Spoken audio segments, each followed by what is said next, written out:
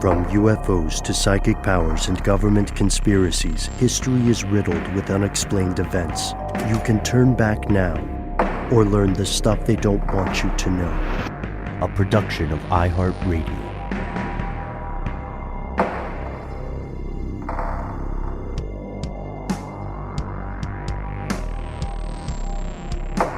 Hello, welcome back to the show. My name is Matt. My name is Noel. They call me Ben. We're joined, as always, with our super producer, Alexis, codename Doc Holliday Jackson. Most importantly, you are here, and that makes this the stuff they don't want you to know. Fellow conspiracy realist, it is one of our favorite times of the week. It is our listener mail segment, where we share the best part of this show, your fellow listeners' stories, with the best part of this show, you, specifically you. So stay tuned. You might be in today's episode. And if you're not, we'll give you plenty of ways to contact us so that you can join in the maybe not fun, but the strangeness, right?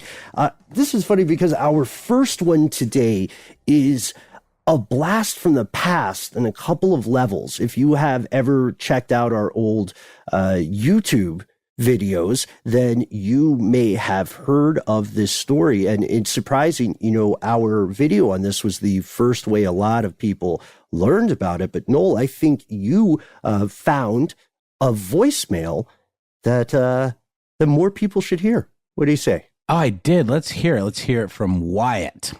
Hey guys, this is Wyatt Parsons from Columbia, Missouri. I previously called and encouraged you all to do an episode on the secret space program, which was great. I just got done listening to your episode on the maple syrup cartel, which was also great, but I just wanted to say it probably could have used the context of mentioning the Phobos cartel, which is a fairly well-known cartel that was operated among early light bulb manufacturers in order to keep the prices of light bulbs among themselves as close to similar as they could, while still remaining quote-unquote competitive. That's all I wanted to say. Love the show. Appreciate you guys. Have a nice day and take care. Bye. Oh, Wyatt, you are absolutely right. And honestly, the story of any kind of collusion and formation of these cartels is always interesting. But to me, the better place to have mentioned the Phoebus cartel would have been in our recent discussions of things like planned obsolescence, or the idea of the right to repair. That conversation really does kind of go part and parcel with what he's talking about, which is, a group of light bulb manufacturers in the 1920s gathered in Geneva, representatives from Germany's Osram Corporation, Philips, which is still around today, from the Netherlands, and Compagnie des Lampes from France. Also, General Electric was in on it. They essentially got together and decided that it would be in their best interest not to necessarily league up with, there's a lot of ramifications of this meeting, but not necessarily to league up or share supplies or things like that, but essentially to, in tandem, make their products worse.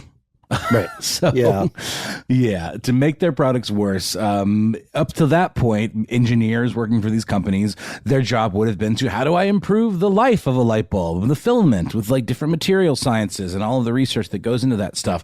What they realized is if you have a bulb that burns forever, they can't sell you more bulbs.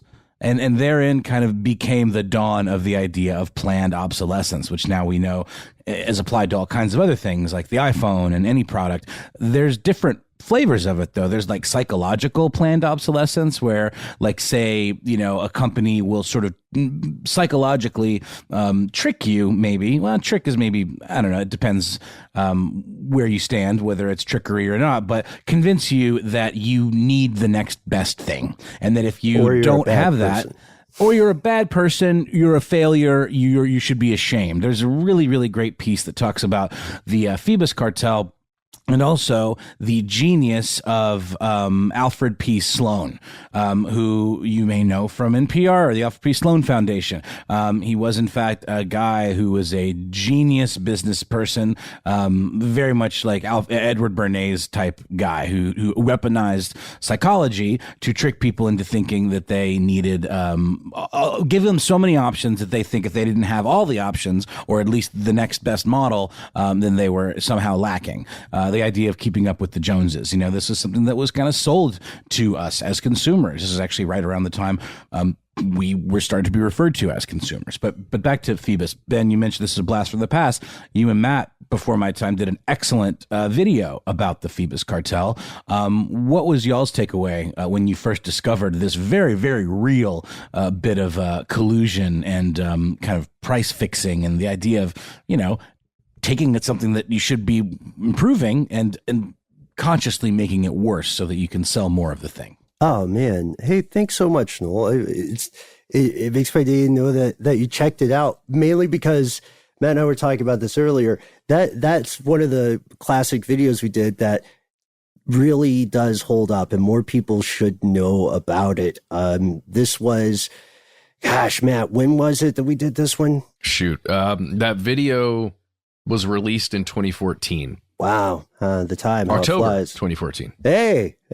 All right. So it's strange because this idea was phrased as standardization. Even in a lot of internal documents, they weren't calling it a grift. They were saying, let's make sure we're all selling the same expectations, right, for a product.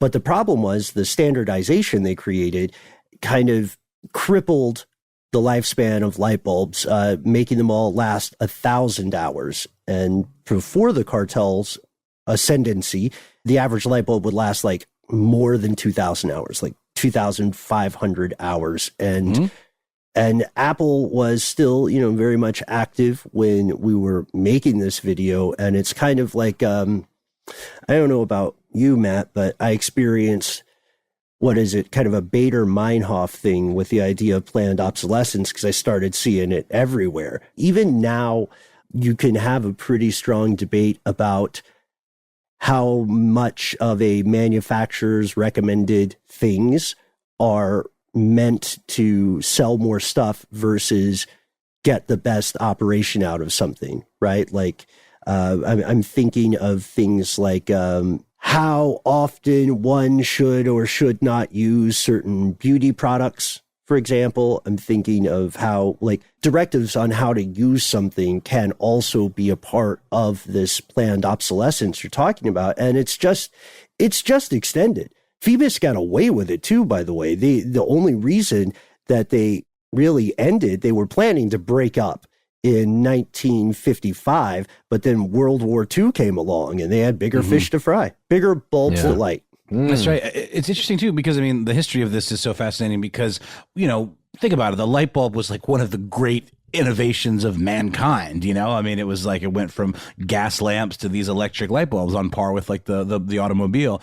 And understandably, there was a lot of competition when electrification was kind of introduced into the world, into all kinds of other vehicles, for example, like bikes and, cars, headlights and street lights and all of the other possibilities that you needed for light bulbs. So it was this kind of cartel. The formation of this cartel was as a result of sales dropping. The Osram Corporation, their German sales dropped from 63 million light bulbs in 1922 to 23 fiscal year to 28 million the following. So they were actually the ones, it was their head, William Meinhardt, that decided to, put this group together and kind of cut out all of the smaller players and just, make an understanding that they would, like you said, Ben, limit. Literally, it took them a while, too, interestingly, to figure out how to work backwards to get it at a standardized amount of hours of light. 1,000 hours, what they were shooting for. It took them quite a few years to get that perfect. But then they did. There's a really great piece on NPR's Planet Money that talks about this story and then talks about, again, like I was talking about the Alfred P. Sloan story, where Sloan essentially decided to give more options to people with cars. He was competing with Ford, who had invented this, the Model T, which was a very workmanlike kind of, almost like a piece of farm equipment. It wasn't sexy. Ford famously said, Ben, I'm sure you recall this from Car Stuff episodes, you can have it in any color as long as it's black. Yeah. But then Chevrolet totally changed the game by realizing that women were largely making financial decisions for the household, including cars. And that if you had more options for, variety and style, that'd be something that they would maybe glom onto a little more than men who maybe were a little more utilitarian, at the time, not to, overly generalized, but I think that was the idea, and it definitely worked. And then Ford was forced to release the Model A, and constantly kind of was keeping up with this, marketing. It is marketing because they're selling the same invention, just wrapped up in a different package. But nowadays, when we have these more costly and more efficient and longer lasting LED bulbs, it's something to think about, how we got to where we are now. And I've got to wonder, is that same thinking going into LED lights, or are they really working to make them as efficient and long lasting as possible? Because it was ultimately General Electric that kind of spilled the beans on the cartel, because they got brought up on, I believe, some anti-competition charges. And in the court case, some information got leaked or was in the documentation and the testimony about the Phoebus cartel, and that's when it kind of got essentially disbanded. Just on the LED bulb front, I've only got my own experience, but I installed LED lights in my entire house 3 years ago, and one of them has gone out. One bulb out of that's pretty good. I don't know how many dozens. Yeah. Mm-hmm. How long is 1,000 hours though? Is that and this is obviously if you're turning your lights off at night, 1,000 hours should last you what, maybe a year? I don't know. Right now, there are lights on in this room in my house, 0 other lights. So it's hard to judge, right? So maybe I'm just a bad test case. Well, there's also, there's something interesting about LED light bulbs. Some folks may recall that LED light bulbs are thought to last 50,000 hours. They can last, if you keep them on 12 hours a day, that works out to more than a decade. It's 11 years. So the issue is that it's hard to sell these long-lasting bulbs, so some manufacturers have been designing LED light bulbs that will burn out sooner. They're meant to, or they need upgrades or replacements of some component to continue working. And this is not necessarily illegal. There are other, like you said, Noel, there are other genres of planned obsolescence, and some of them are things that humans just routinely accept in their lives, like the disposable culture, right? You buy razor blades in bulk and you're supposed to get rid of them. Or with printers are often purposely designed such that when one part of it breaks, replacing just that part is so prohibitively expensive that it's cheaper just to buy another printer. And in many cases, they're just making money off the ink anyway, so they don't really care how much you pay for the printer. I think it's true, and I think we're going to see more of it, especially as society, at least in the developed world, trends further and further away from an ownership culture and further into the wild land of a subscription or service rental culture. No, there's no doubt we're more than we've got more than our toes dipped in that model. By the way, a calendar year is roughly 8,760 hours. So 1,000 hours, you can change your light bulbs around 8 times a year if you leave them on all the time. I mean, obviously this is people are not leaving their light bulbs on constantly, but that's significant.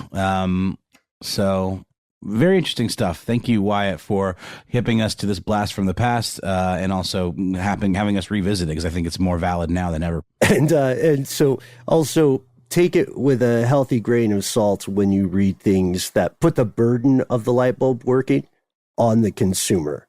When they say, hey, this is an energy saving tip for your home or something like that. I'm not saying they're lying to you. I'm just saying keep your eyes open. Mm-hmm. Agreed. Well, let's take a quick pause for a word from our sponsor, and then we'll come back with more messages from you.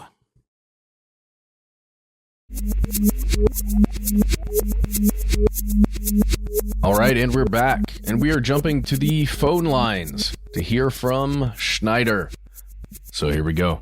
Hi, my name is Schneider. I use they, them pronouns. I'm going to tell you a spooky story about the time I met a ghost at a concentration camp. So, I lived in Germany for about a decade, right? And every year they would take us to a concentration camp to show off, like, hey, this is our history. Let's not repeat it. Let's learn from it, etc. Well, I was about 16 at the time with a bunch of my friends. And we were in the crematorium, just walking through, looking at everything.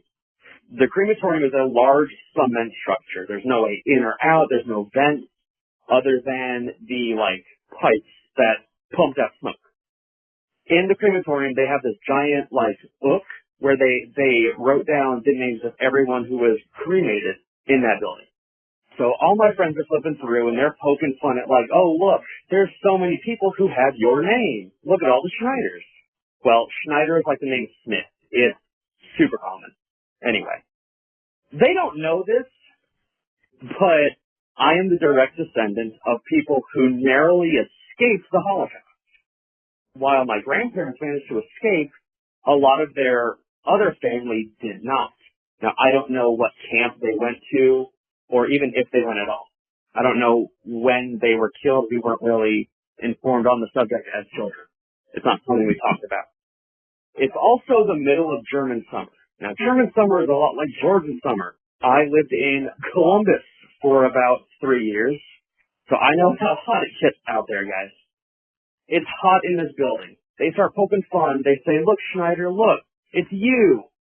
It plummets to freezing temperatures in that building on the drop of a hat. And we hear this, like, howl kind of sound coming from the ovens.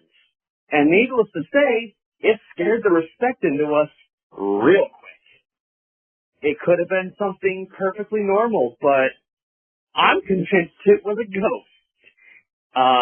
Teaching us that, hey, stop joking around about this stuff. It's really serious, guys. Anyway, that's my story. Thanks, guys. Love the show. Bye. Wow. Schneider, I think I can speak for all of us first off when I say your friends need to learn to be better behaved. Just in, like, to put it lightly. But what a fascinating story, huh? Yeah, the concept that some, 15, 16, 17-year-old kids in a place like that joking around could cause something to occur like that, even if it's completely coincidence, right? Even if they're joking around and then something just occurs that's a normal process within that place that is now in many ways a place of remembrance and a museum of sorts with that book that Schneider mentioned. And if that's the furthest, most skeptical thing, it's just completely unrelated, just a normal thing. Even then, it's a story, I think, that's worth retelling. And I do appreciate that Schneider retold it to us. If not, if it's something else, my goodness. It gives you chills a little bit, the feeling, that concept of the temperature changing so rapidly after that. I will say, I know not everybody believes this, and I know a great deal of the experience may be psychological in nature rather than physiological, but I think everybody has been in a place that has been the location of a great deal of atrocity or a great deal of horror from humans to each other, and has felt the place was somehow different in one way or another. A tale as old as time. People have stumbled across cemeteries because something in the field didn't feel right. It reminds me of this excellent book called The Gift of Fear, which I highly recommend, which essentially the argument is that your unconscious mind picks up a lot of things that your conscious mind might miss. And when you get a bad vibe or you get a strange feeling, that could be some other part of your mind saying, hey, you in the forebrain, pay attention to this. And with that, I think, God, what a story, Schneider. I'm still sorting through this, but I think there are a lot of factors at play here, as you said, Matt. Yeah, and just to take it to graveyards for a moment, I was having a conversation with a friend the other day, and we're discussing the concept that graveyards have this weird feeling many times. We get that weird feeling if we're in a graveyard. But depending on what you believe is going on with a human when it expires, when any human expires, a graveyard may not be the place that should feel weird. Right. If there's a body / soul / whatever that the consciousness is connection, then nothing's in that graveyard really, right? Except for the corporeal forms of people. And if there's something else that exists, then it probably left that body at the moment that person expired. And I'm imagining this place where Schneider is in this concentration camp within this crematorium at that site. This would be a place where a great many people expired. Sure. So I can imagine some kind of, if there is something to that, to the soul or spirit or that energetic part of a human. Energy. Yeah. That's what I always associate it with, is like some sort of like energy signature, that kind of remains. Like, I don't know if I would call something like that a ghost, but I feel like we always talk about things like vibes, and the movie Vibes. Don't even get Ben started. But yeah, no, it's an excellent movie. Everyone should see it. It's totally worth your time. And I'm not joking. I quite enjoyed it very much. But no, it's a thing. You can sense people's vibes, whether when they're alive. And I don't think there's any reason why you should be able to sense remnants of those when they're not, especially in a place like, say, like the catacombs, of Rome or something like that, where, you just have thousands and thousands of remains, that are there. They're called remains for a reason. It's something that's left behind, and I think it's not just physical sometimes. I truly believe that, and have felt it. And I think even for the most skeptical, that is, however you would like to interpret or however you would like to explain it to yourself or to others, that is a feeling that is going to be very familiar to many of the people listening today. And I don't talk a ton about my personal beliefs in this show in particular. I don't think they particularly matter. And we try to be objective as possible. So I don't want to distract from that, but I am going to say it is my personal belief that history is a palimpsest and that traces of things that occur can linger in ways that human beings don't fully understand. I can't conclusively prove it, because there's not a way to yet. So it's just one entity's opinion, but I don't think it's very much of a hot take. And honestly, we have to make this point. It is incredibly important, even though those kids were being jerks, it is incredibly important for children to be aware of those sites and to be aware of what happened there. Because as soon as people forget something like that, that's when another group of people comes around and engages in the next iteration of it, all across the world, all across time.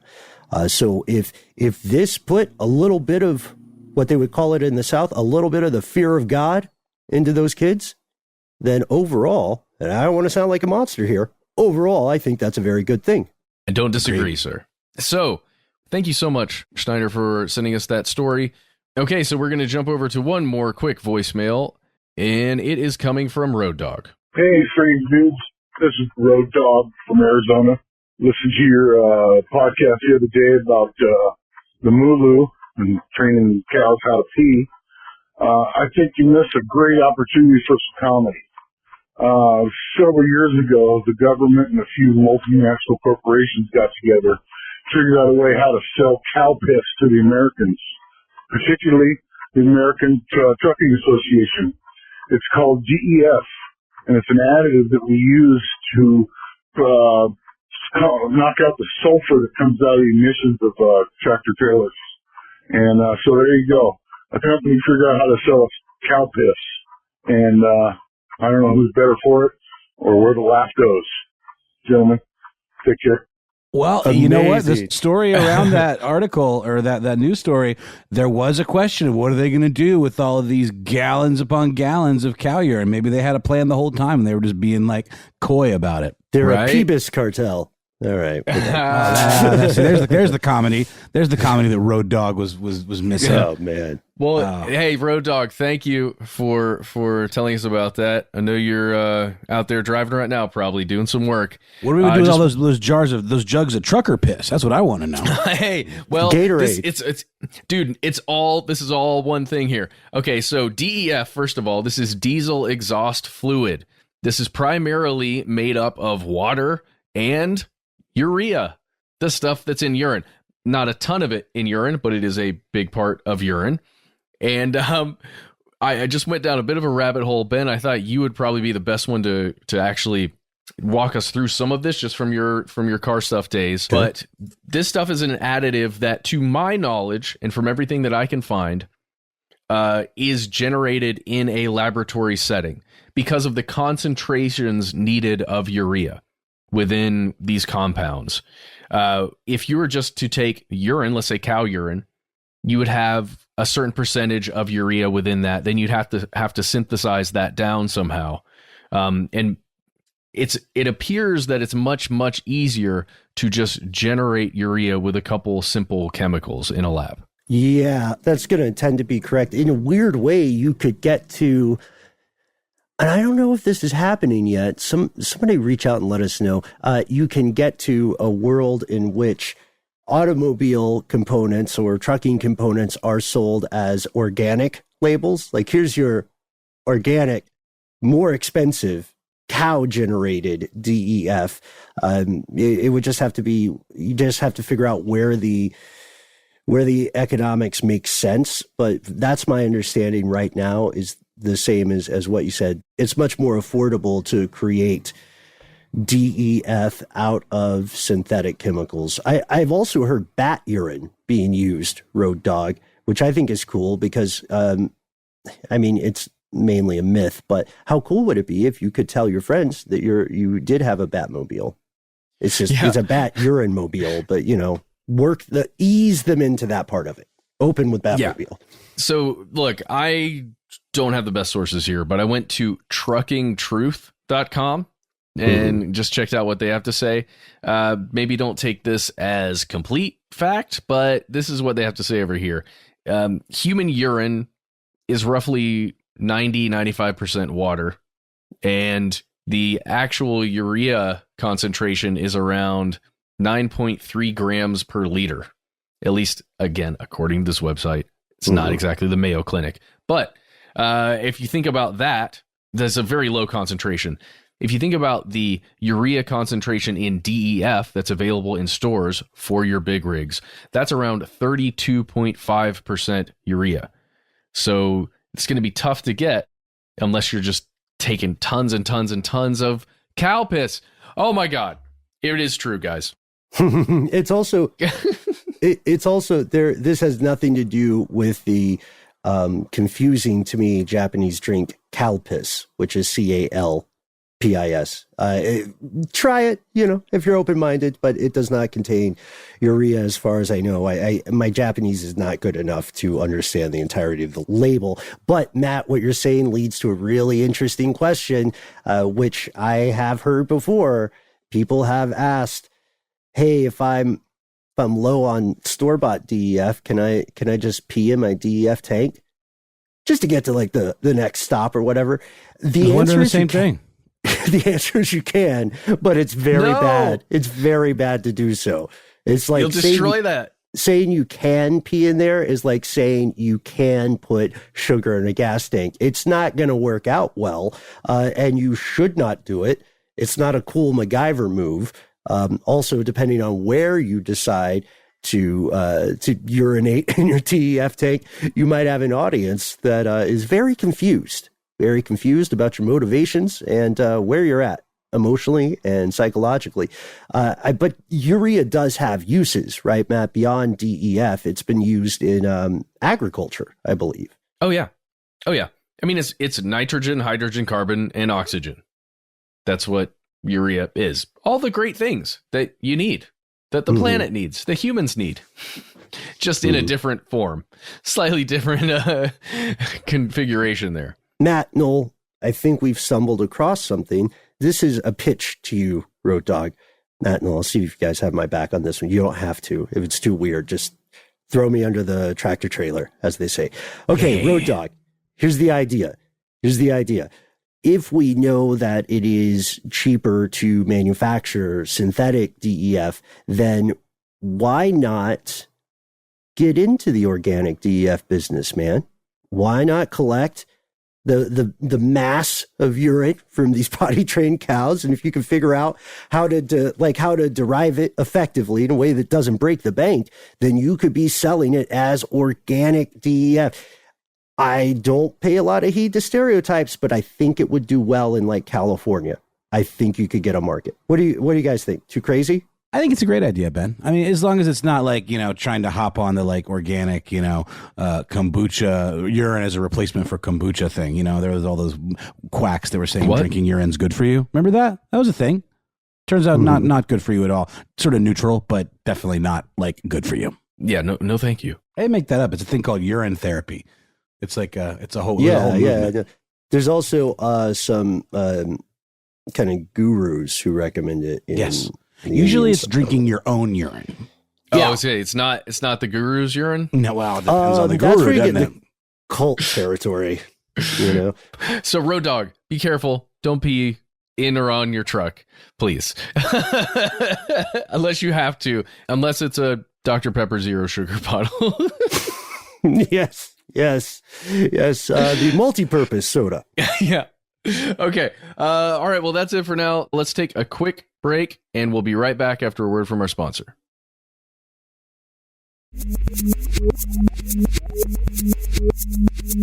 And we have returned. Doc, hit that spooky sound cue we're doing for October. Check this out, guys. Visual effects and changing the lights. It's time for some ghost stories. As you said earlier, for the rest of October, I'm just reading the fellas' ghost stories, and we are comparing notes on these to see if, like in the case of Schneider, we can get a little sense of what's going bump in the night here. So our first one is a voicemail, and it comes from Mario. Noel, Matt, I would love to hear your thoughts on this. Here we go. Hey guys, this is Mario. I have a ghost story for you guys. I've been wanting to tell somebody this story. Many years ago, when I was a child, I'm 40 now, and I was probably about 8 years old. And in my mom and dad's house, it was just me and them. And around maybe 2 or 3, I woke up in the middle of the night, laying in the bed. I could see a light on the wall, and it zigzagged and went up and down, moved around, and then went away just like that. I was scared to death. I put the covers over my head, stayed there, didn't move. So let me tell you, no one is behind us. No one lived on the side of us, behind us. No roads behind us. No anything. I've just always wondered this. I never told anybody the story. I told my wife the story about a few years ago, and this story still gives me chills when I tell someone this story. I don't believe in ghosts, don't believe in UFOs, but love you guys' show. I love murder mysteries. I like you guys to discuss it. Thanks. Well, come to the right place, Mario. So that's interesting because, Mario did something very prescient. You already could tell, you already clocked one of the first things that the three of us would ask, which would be light sources, right? And this is something that we've talked about, but the more I listen to it, first off, you have a great voice for storytelling as well, Mario. The more I listen to it, the more I realize they were checking off some of the obvious boxes, right? There's no road to refract light. It sounds like it's not just a glow, which could come from an ambient source like the moon on a foggy evening. So what do you guys think about this? Obviously really affected him. Yeah, it definitely did. Man, I don't know why I had this image in my mind of the burn-in I get. So there's a ring around the camera that I'm looking at right now. And if I close my eyes and I look around, even if I open them and there's a dark space that I'm looking at, I see that ring of light. Sure. I'm not saying this is what happened, Mario. That's the first image that came to my mind is that burn-in effect, where if it's zigzagging around as you're looking at the wall and it seems to be following where your eyes are following, that would be one thing.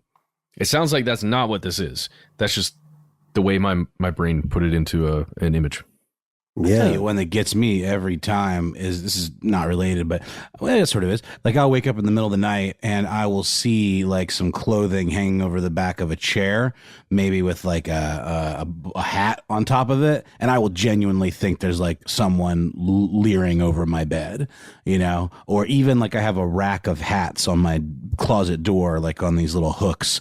And sometimes if I catch it just right from a certain angle, I think there's someone like hulking over me, like a massive, like tall figure. Again, not trying to explain your story away. I'm just saying this is something that I genuinely, in the moment, I'm like terrified, like almost like shadow people type terrified. Another thing I'm thinking about here are lasers. Again, because of the way it moves. But Mario didn't mention anything about streaking. I feel like you would observe the streaking of a laser moving, if that's what he was seeing. But that's something that could, if it was just a lone person out in the woods maybe, and they had one of those more high-powered lasers and just shining it around, and it just happened to go through a window and stay on the wall for a bit. Wouldn't that be kind of specialized equipment, though, 32 years ago? Because, Mario, you said you're 40, you saw this when you were 8. I mean, they were out there, definitely. They were definitely out there, but I don't know how... I guess it wouldn't have to be super strong. Yeah, I guess it wouldn't have to be super strong either, depending on how close they were. But then that's another frightening possibility. How close was someone to your house, if that's the explanation? I mean, this clearly made an impression on you, Mario. And I think we have a lot of fellow conspiracy realists who have their own childhood experiences that they still can't explain. Actually, we know this because we've received a lot of wonderful correspondence from these folks. I'd love to hear anything. I'd love to hear a little bit more about the house.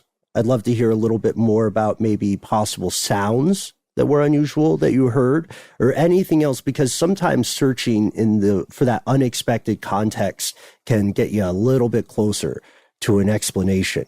But thank you so much for calling us. Glad you made it out of there, and would love to hear if anything else unusual happened during your time in that place.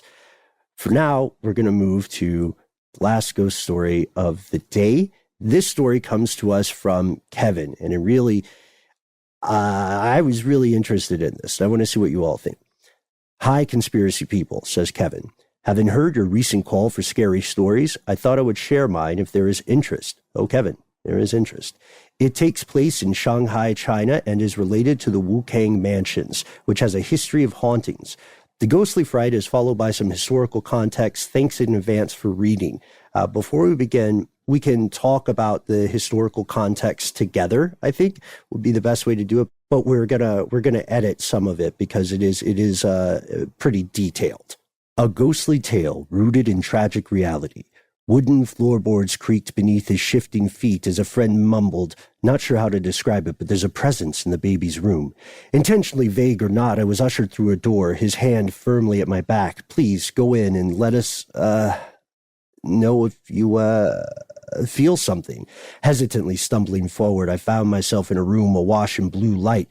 Dust particles twinkled in and out of existence. Below large French bay windows was an antique bed, complete with candlewick coverlet and a wrought iron frame. At the foot of the bed was a chest of drawers. In the farthest reaches of the room, a bassinet sat still on wooden rockers. Minus the blue glow, the furniture and walls were muted white. Rubbing a hand over the coverlet's embroidery, an odd, unwelcome chill entered my body. Yanking my hand away, I tried to shake it off.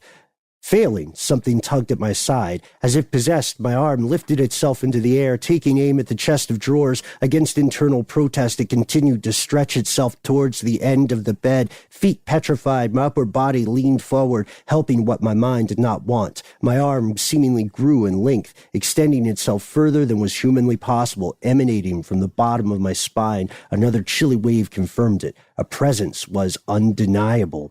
Fingers reaching the base of the bed, a dark shadow began to grow from beneath. My hand began to tremor as it continued to defy caution, fingers crossing a threshold I was not prepared to breach. Inches from the approaching darkness, I held my breath. willing them to stop. Neither index nor the middle finger listened. If my heart had been beating, it had surely stopped. The room's atmosphere was eerily silent. Another inch of space was passed, reaching its edge. My fingers entered, then trespassed. Hovering dangerously above the darkness, a cold vice suddenly clamped soundly around my fingers. The lights went out. Blindly smacking a ghostly apparition away, my upper body sprung upwards, my heart threatening to burst from my chest. I heaved loudly over my own frightening gasp, hyperventilating, lungs starved for oxygen. A tiny yet faintly familiar female voice cried, "Hey, what did you do that for?"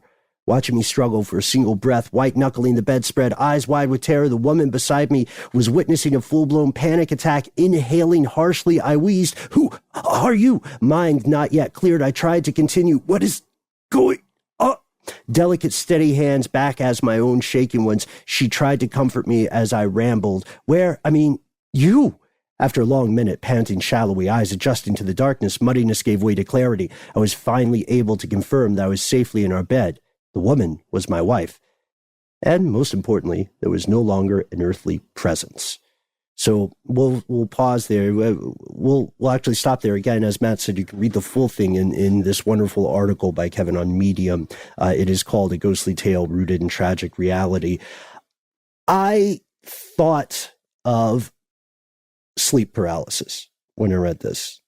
Did that sound familiar to you guys? You can't move, you know? Yeah, you're dreaming, but everything feels real. You're in the same place physically where you are, and your mind feels very similar.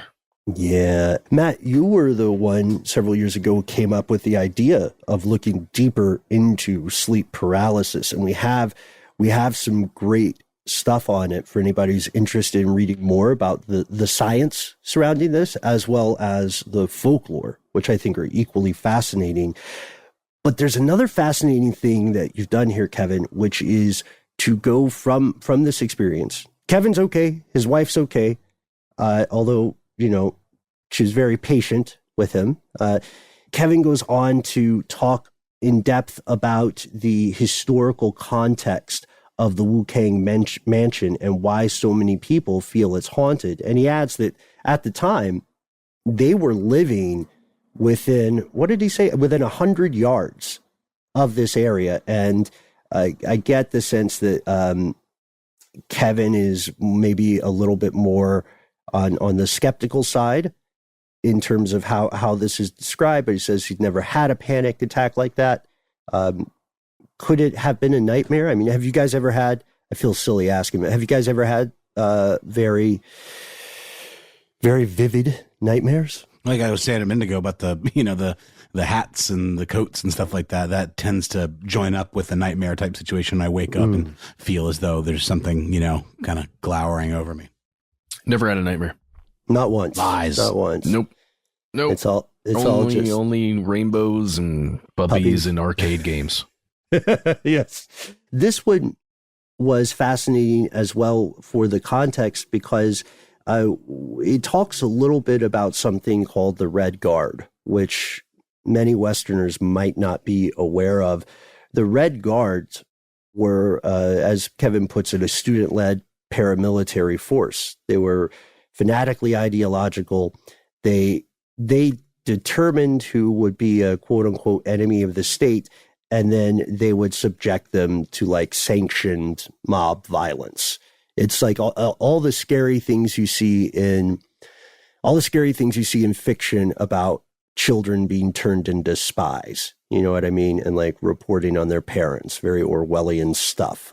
Some of that actually happened, or something like that happened in China, and a lot of people died as a result. So it's a glimpse into a story that I think a lot of people are unfamiliar with and should read more about. But it's also for anybody who has had a panic attack, it's also a bracing story, because if you've ever had a panic attack, you know that while you're in those endless moments, it feels like nothing can fix it. And I don't think something has to be a ghost to be frightening in that regard. Agreed. And we hope you agree. We hope that you are also enjoying some of these wonderful ghost stories we're getting from around the world. And we would love to hear from you. So thanks to everybody who took the time to call in. Road Dog, if this business idea works out, you don't owe us a thing. You know what I mean? Just shout us out in the commercials, and we wish you luck. If you would like to take a page or a phone from your fellow listeners' books, why not join the show? Reach out to us online. We try to be easy to find. Oh, yes. You can find us all over the internet. We are Conspiracy Stuff on YouTube, Conspiracy Stuff on Twitter, Conspiracy Stuff on Facebook. You can also join our Facebook group, Here's Where It Gets Crazy, or hit us up on Instagram where we're Conspiracy Stuff Show. If you don't like social media, you can use your mouth to contact us, and you don't have to do it in some alleyway or at a crossroads or into a darkened mirror with 4 candles. You can just call us. Our number is 1-833-STDWYTK. You'll have 3 minutes. Those 3 minutes are your own. Give yourself a cool nickname. Let us know if it's okay to use your name and or voice on the show, and then tell us what's on your mind, whether you're sharing a spooky story or you've got some more information on one of our recent episodes. We would love to hear from you. Most importantly, like in the list of important things, there's a space between number 2, and this is at the very top of the page. Don't feel like you have to edit yourself. Don't feel like you have to censor yourself. If you have a story or if you have something to share with us and it needs more than 3 minutes, then take all the time you need. Send along any supplemental links, any photographs, any audio samples, whatever's on your mind. Send it to us directly at our good old-fashioned email address, where we are conspiracy@iHeartRadio.com.